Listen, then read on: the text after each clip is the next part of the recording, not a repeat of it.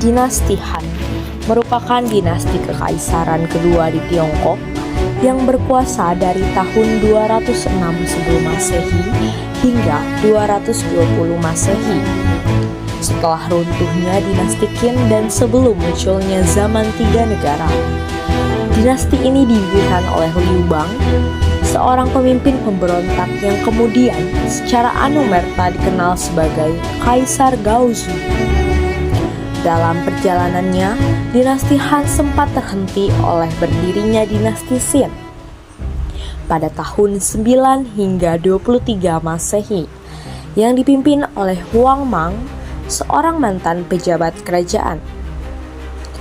Masa jeda ini kemudian memisahkan dinasti Han menjadi dua periode, yaitu Han Barat pada tahun 206 sebelum Masehi hingga 9 Masehi dengan ibu kota di Chang'an, dan Han Timur pada tahun 25 hingga 220 Masehi dengan pusat pemerintahan di Luoyang. Selama lebih dari 4 abad, kekuasaan dinasti Han dianggap sebagai zaman keemasan dalam sejarah Tiongkok karena mampu membangun pemerintahan yang kuat, memajemukkan ilmu pengetahuan, serta meninggalkan warisan budaya yang mendalam. Hingga kini, mayoritas etnis Tiongkok menyebut diri mereka sebagai suku Han, dan aksara Tionghoa dikenal dengan sebutan aksara Han atau Hanzi, yang menunjukkan betapa besar pengaruh dinasti Han dalam pembentukan identitas bangsa Tiongkok. Kaisar Wu adalah tokoh penting yang memperluas wilayah dinasti Han hingga Asia Tengah dan Korea serta menetapkan Konfusianisme sebagai ideologi negara, memperkuat birokrasi dan pertahanan. Kaisar Zhang dikenal karena kebijakannya yang meringankan pajak dan meningkatkan kesejahteraan rakyat, membawa stabilitas dan kemakmuran. Para kaisar dinasti Han adalah kepala pemerintahan tertinggi pada dinasti kekaisaran Tiongkok kedua, yaitu dinasti Han, yang menyusul dinasti Qin dan mendahului 3 kerajaan. Era tersebut secara konvensional terbagi antara periode Han Barat dan Han Timur. Dinasti Han didirikan oleh pemimpin pemberontak petani, yaitu Liu Bang, yang secara anumerta dikenal sebagai Kaisar Gao, yang memerintah 202 sampai 195 sebelum Masehi, atau Gaodi. Kaisar paling lama menjabat dari dinasti tersebut adalah Kaisar Wu, yang memerintah pada tahun 141 hingga 87 sebelum Masehi, atau Wudi, yang memerintah selama 54 tahun. Dinasti tersebut secara singkat diinterupsi oleh dinasti Qin dari bekas pemangkuan Raja Wang Mang. Namun, ia dilengsarkan pada tahun 23 Masehi dan dinasti Han didirikan kembali oleh Liu Xiu, yang secara anumerta dikenal sebagai Kaisar Guangwu, yang memerintah pada tahun 25 hingga 57 Masehi, atau Guangwudi. Kaisar Han terakhir, Kaisar Xian, yang memerintah pada tahun 189 hingga 220 Masehi, merupakan seorang penguasa boneka dari Kanselir Cao Cao pada tahun 155 hingga 220 Masehi, yang mendominasikan istana dan menjadi Raja Wei. Pada tahun 220 Masehi, putra Cao Pi merampas taktanya sebagai Kaisar Wen dari Wei, memerintah pada tahun 220 hingga 226 Masehi, dan mengakhiri dinasti Han.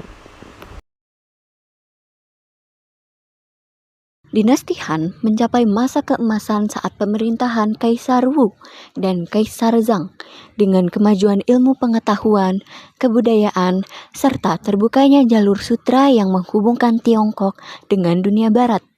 Menjadikan Han sebagai pusat perdagangan dan budaya besar, jalur sutra ini tidak hanya meningkatkan perdagangan barang-barang berharga seperti sutra, rempah-rempah, dan mutiara, tetapi juga memfasilitasi pertukaran budaya dan agama seperti penyebaran Buddhisme dari India ke Tiongkok.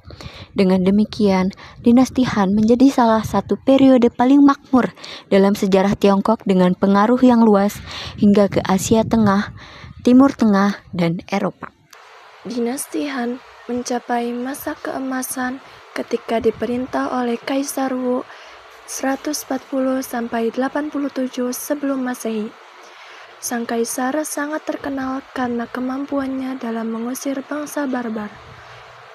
Kaisar Wu juga melakukan ekspansi wilayah ke arah barat sampai Asia Tengah, ke selatan sampai Vietnam, dan ke arah timur hingga mencapai Korea. Perkembangan pesat dalam bidang ekonomi dapat dilihat dari diterbitkannya koin sebagai alat pembayaran yang sah. Koin yang dikeluarkan oleh pemerintah pada 119 sebelum Masehi bahkan tetap digunakan hingga dinasti Tang 618 sampai 907 Masehi. Masyarakat Han menempatkan keluarga sebagai pusat kehidupan. Dengan pendidikan, Konfusianisme menjadi hal utama untuk menduduki jabatan penting. Stratifikasi sosial sangat jelas, di mana pejabat dan bangsawan berada di puncak. Sedangkan, pedagang meski kaya tetap dianggap rendah. Kaisar memegang kekuasaan tertinggi dengan dibantu oleh birokrasi sarjana yang terdidik.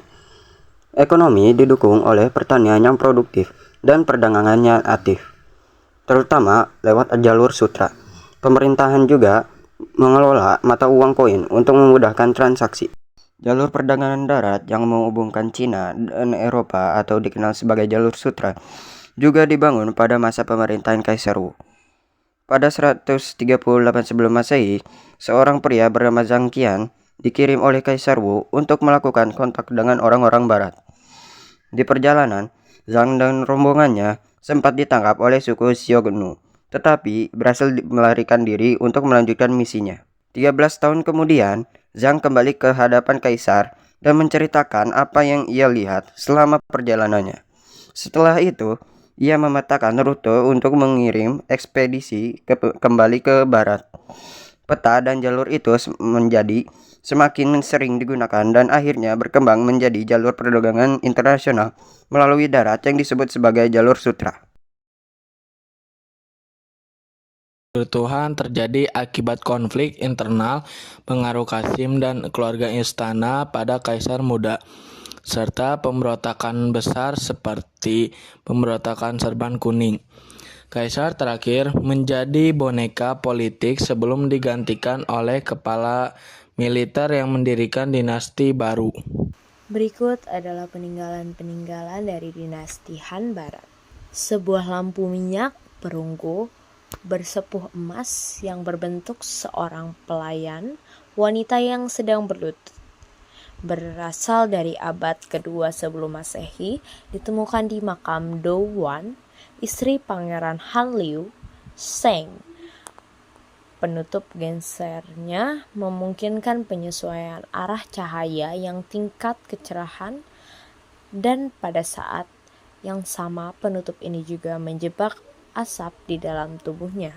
Sebuah Panji Sutra dari Mao Wangdui, Changsha, Provinsi Hunan.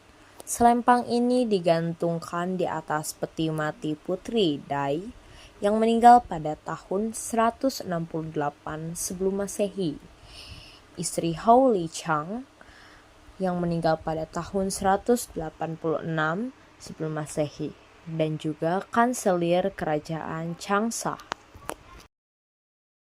Guci keramik Han Barat berlukis yang dihias dengan relief timbul naga, Fang Huang, dan Tao Ti. Ada pula Guci Han Barat yang berlukis yang dihias dengan relief timbul naga, Fang Huang, dan Tao Ti. Ada pula sebuah mekanisme busur silang Tiongkok dengan sebuah sandaran bahu di zaman negara-negara berperang atau awal dinasti Han, terbuat dari perunggu dan bertata perak.